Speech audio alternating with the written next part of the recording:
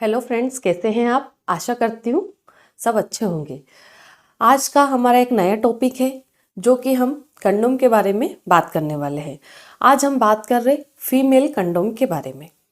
आप लोगों ने मेल कंडोम के बारे में तो जनरली सुना ही होगा, बट आज हम फीमेल कंडोम के बारे में बात कर रहे हैं। ये कैसा होता है, कैसे यूज़ किया जाता है, इसके क्या बेनिफिट है, क्या नुकसान है, इसी के बारे में आज हम डिटेल में जानने वाले हैं। अगर आप हमारे चैनल पर पहली बार आए तो चैनल को सब्सक्राइब जरूर करें ताकि आपको हर एक नई वीडियो मिलती रहे। फीमेल कंडोम मेल कंडोम से थोड़ा डिफरेंट होता है। इसको पहनने का तरीका भी अलग होता है, बट ये महिलाओं के लिए काफ़ी सुरक्षित होता है। और जब तक महिला नहीं चाहती कि मुझे प्रेगनेंसी रुके तब तक आप इसका यूज़ कर सकते हैं। और प्रेग्नेंट होना नहीं होना ये महिला के हाथ में होती है, क्योंकि महिला को हर बार हस्बैंड पे डिपेंड होना पड़ता है कि कंडोम का यूज़ करो, या महिला को हर बार टैबलेट लेनी पड़ती है क्योंकि महिला नहीं चाहती कि उसे अनवांटेड प्रेगनेंसी हो।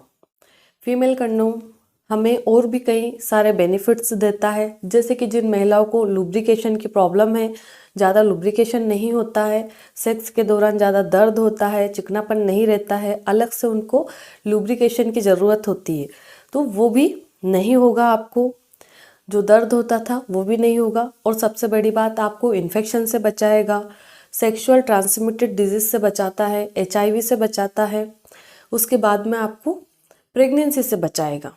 तो ये बहुत बड़े फायदे होते हैं जिनको आप खुद पे डिपेंड करता है कि आपको कब प्रेगनेंसी चाहिए, कब नहीं चाहिए। अगर आपको प्रेगनेंसी नहीं चाहिए तो आप इसका यूज़ कर सकते हैं और बहुत इजीली यूज़ कर सकते हैं।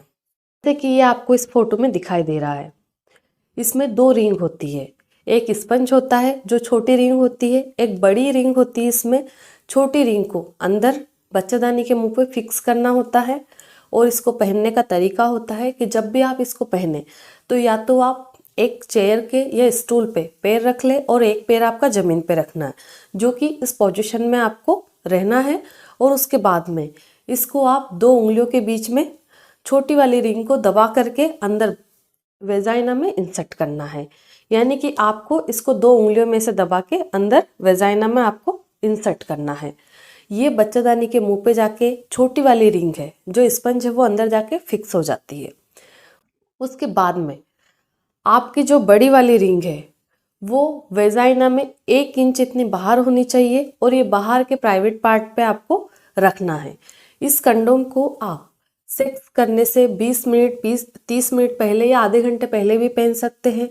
और अगर आपको पूरा दिन पहनना है तो आप 7-8 घंटे पहले भी पहन सकते हैं। ये डिपेंड करता है कि आप इसका कब यूज़ करना चाहते हैं। मेल कंडोम में क्या होता है कि जब सेक्स करते हैं उसी टाइम आपको पहनना पड़ता है, वो काफ़ी टाइट होता है। कई लोगों को लेटेक्स से एलर्जी होती है जिसके कारण लोग यूज़ नहीं करना चाहते हैं। तो आपके लिए ये काफ़ी सेफ है और आप इस तरह से यूज़ कर सकते हैं।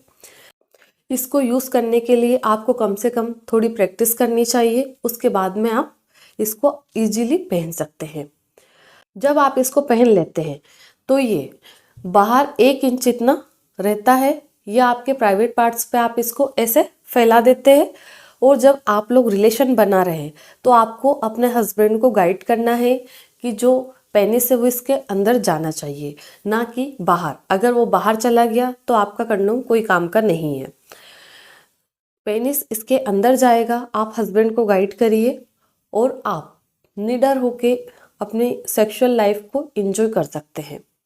अगर हम इसके बेनिफिट के बारे में बात करें तो इसके कई सारे बेनिफिट होते हैं, जैसे कि आपको अलग से कोई लुब्रिकेशन की ज़रूरत नहीं होती है, यह आपको इन्फेक्शन से बचाता है, यह आपको सेक्सुअली ट्रांसमिटेड डिजीज से बचाता है, और आपको ज़्यादा दर्द भी नहीं होता है और अनवांटेड प्रेगनेंसी से बचाता है।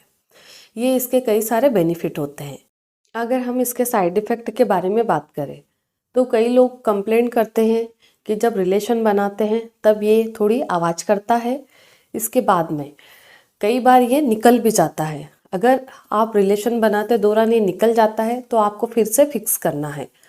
जब भी आपका रिलेशन कंप्लीट हो जाए तो आपको इसको फ्लैश आउट नहीं करना है, इसको आपको आसानी से निकाल करके इसके निकालने की प्रोसीजर होती है कि आप जिसे लेटे हैं उसी पोजीशन में आप लेटे रहे और इसकी बाहर वाली रिंग को आप ऐसे ऐसे घुमाएं और उसके बाद में थोड़ा सा खींचे तो ये बाहर आ जाता है।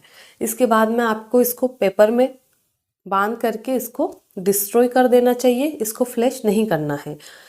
इसका एक सबसे बड़ा बेनिफिट ये भी है कि अगर ये कहीं लीकेज हो जाता है या फट जाता है, रप्चर हो जाता है, तो आपको समझ में आता है कि ये रप्चर हो गया है।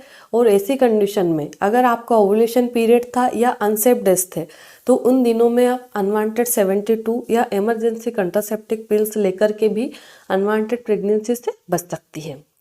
इसके बाद में आपको जब भी यूज़ करें तो अपने हाथों को अच्छे से वॉश करें, उसके बाद में ही आप इसका यूज़ करें।